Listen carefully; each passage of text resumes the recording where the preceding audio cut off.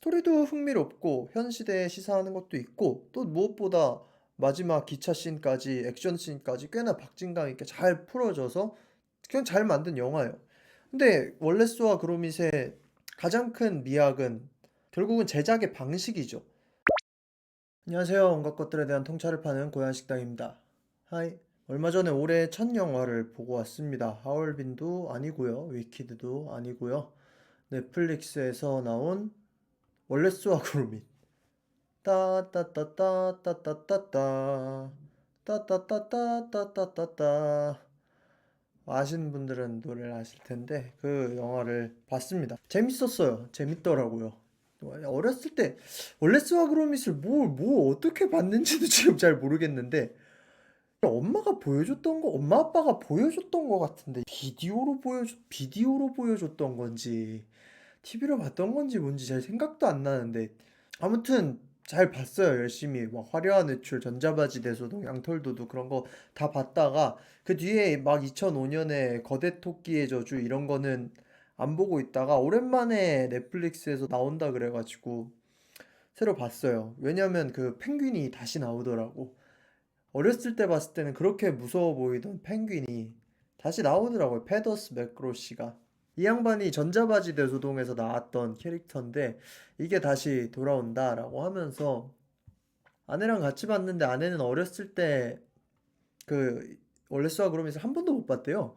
그래가지고 저만큼 감상에 젖어서 보지는 않았는데 근데 여러모로 또 그냥 재밌더라고요. 영화 자체도 좀 잘 만들었고 스토리도 괜찮고 월레스와 그로밋은 늘 그렇잖아요. 월레스라는 괴짜 발명가가 뭔가를 만들어 뭔가 좋은 의도로 만드는데 늘 뭔가 사고를 치고 그 사고에 대해 수습하는 건 개인 그로밋이야.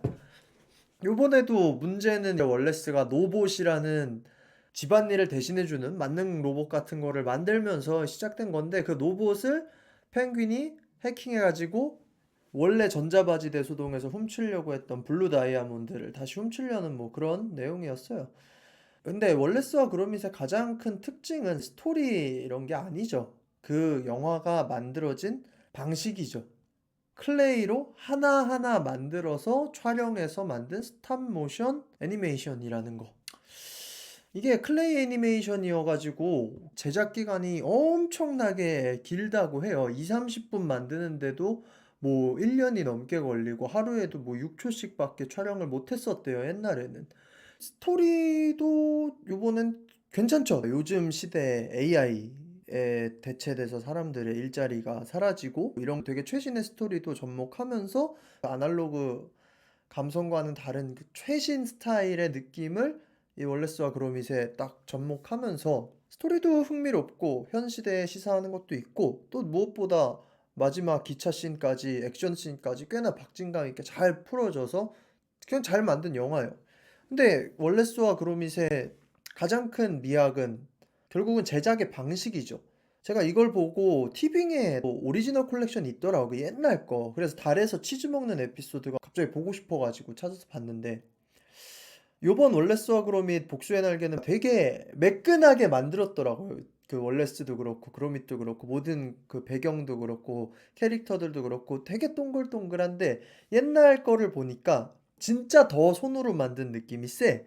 그래서 뭔가 더 감성도 있는데 이 찰흙들의 지문이 엄청 묻어 있더라고요. 옛날 거는. 요번에도 자세히 보면 보인다고는 하는데 근데 여전히 기술이 좀 발전했다고 하더라도 뭐 최신의 기술이 이 아드만 스튜디오에 적용이 됐다고 하더라도 여전히 월레스와 그로밋이 가지고 있는 의의는 스토리나 이런 것들을 넘어서서 이 캐릭터들이 손으로 찰흙으로 만들어져서 하나하나 찍어서 만들었다는 그런 제작 방식에 대한 가치가 제일 높잖아요. 월레스와 그로밋이 어느 날 이거를 완전히 3D로 구현해가지고 이젠 뭐 그게 어려운 것도 아니니까 완전히 3D로 구현해서 만든다고 하면 그게 월레스와 그로밋의 그 아름다움을 가지고 가는 걸까? 이런 스토리와 캐릭터를 그대로 가지고 간다 하더라도 그렇게 만들지 않으면 의미가 없는 애니메이션이라는 거죠. 요새는 AI 기반으로 해서 스크립트만 잘 쓰면 영상도 구현이 되고 실제랑 구분이 되지도 않는 영상도 구현이 되는 시대고 좀 더 발전하면 진짜 아무나 스크립트만 있으면 영화를 만들 수도 있는 시대가 왔어요. 몇 년 안에 올 거예요. 그리고 지금도 최신 컴퓨터 그래픽을 통해서 바다든 물이든 뭐 우주든 돈만 있으면 다 구현을 할 수가 있어.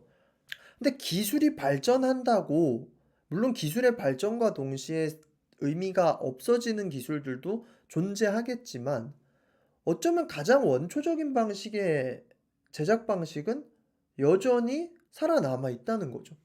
아무리 공장제 칼들이 잘 나온다고 해도 장인들이 대장간에서 탕탕 두들려서 만드는 칼에 대한 니즈가 여전히 존재하고 접시 같은 것도 마찬가지고 뭔가 핸드메이드를 대체할 수 없는 부분이 큰 것 같아요. 그게 뭐 과학적 영역으로 판단할 수는 없지만 뭔가 미감적인 것 그리고 기능적인 것들도 그 디지털과 최신 기술과 공장제 기술이 따라가지 못하는 지점이 존재하는 것 같아요.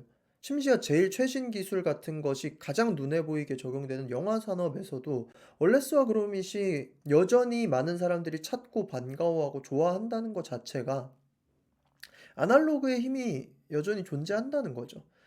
아무리 CG를 잘 만든다고 해도 이 월레스와 그로밋의 감성을 정말 그대로 컴퓨터로 구현을 할 수가 있을까? 정말 컴퓨터 그래픽에 이제 AI가 발달해서 이 모든 소스와 이런 것들을 집어넣어서 정말 스탑모션으로 만든 것처럼 똑같은 영상을 만들어내는 시대가 정말 아무도 구분 못할 정도로 만들어내는 시대가 온다면 모르겠지만 생각보다 AI나 디지털 기술들이 그 CG라는 게 진짜 눈으로 보는 거에 90%, 95%까지는 따라가지만 여전히 지금 CG가 나온 지 몇십 년이 지났는데도 100%에 도달하는 건 진짜 어려운 것 같아요. 뭐 언젠가는 도달하겠지만 사진이나 그런 정물 멈춰 있는 것들은 그게 가능한데 영상은 여전히 아무리 잘 만든 영화를 봐도 CG 같잖아요. CG로 만든 거는. 아무리 티가 안 난다고 해도 괜히 크리스토퍼 놀란 같은 감독이 CG를 안 쓰고 오리지널로 어떻게든 세트를 만들어서 구현하는 이유가 있기는 하잖아요. 그거가 영상에 담겼을 때 오는 그 폭력적인 강렬함이 존재하니까 그 아날로그의 힘이. 그래서 월레스 그로밋을 보면서 여전히 재밌다는 게 좀 기뻤어요. 아직 그래도 아날로그의 힘이 유효하구나. 여전히 유효하구나.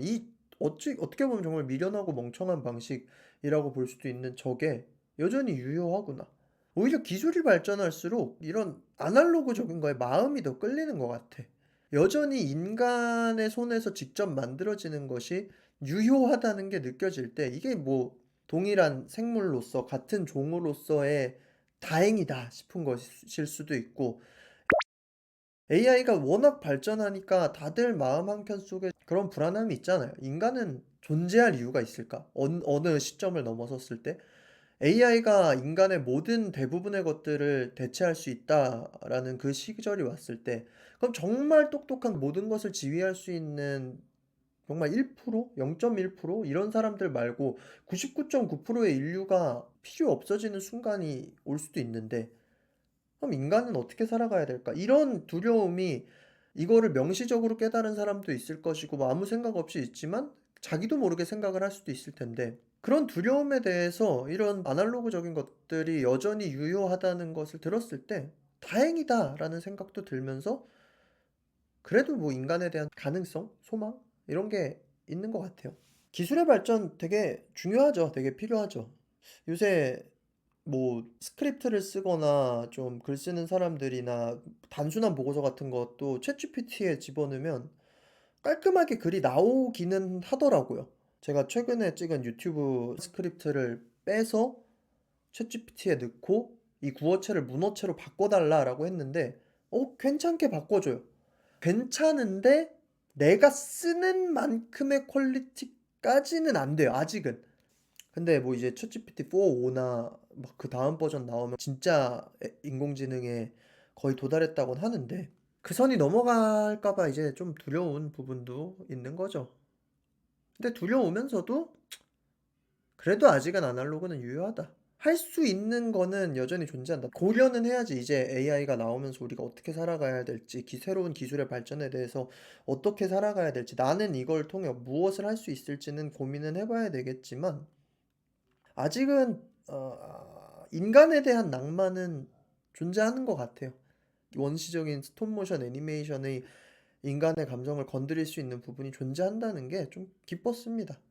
언젠가는 나처럼 이렇게 입으로 떠드는 사람들이 AI로 대체돼서 정말 사람이랑 완전히 구분이 안 가는 AI가 나올지도 모르겠지만, 그리고 아나운서, 앵커 다 대체돼 버리겠죠.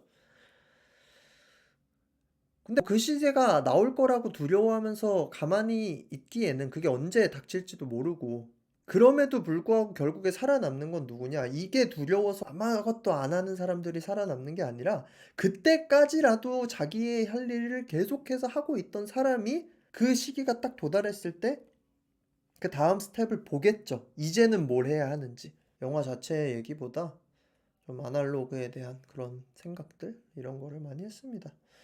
여러분도 한번 보세요. 재밌습니다. 월레스와 그로밋에 대한 추억이 있는 분들이면 더 빰빰빰빰빰빰 이 BGM 나오기만 해도 기분이 되게 몽글몽글해지고, 모르던 분들도 봐도 재밌어요.